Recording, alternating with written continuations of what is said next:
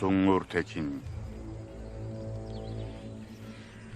Hayatımda gördüğüm en iyi, en zeki savaşçılardan biri. Bizimle bir olarak bunu bir kez daha kanıtladı. Şimdi Ögeday'ın yanında savaşıp yiğitliğini gösteriyor.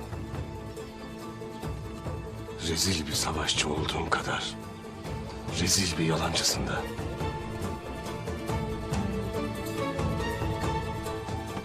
Yalan söyleyip söylemediğimi yakında göreceksin Ertuğrul. Sungur Tekin baharda Moğol ordusuyla buraya gelecek.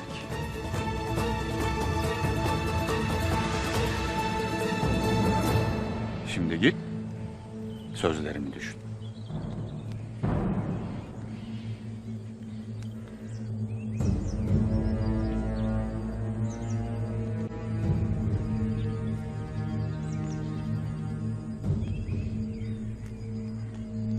İçinde biraz da olsa insan olduğuna inanmam için.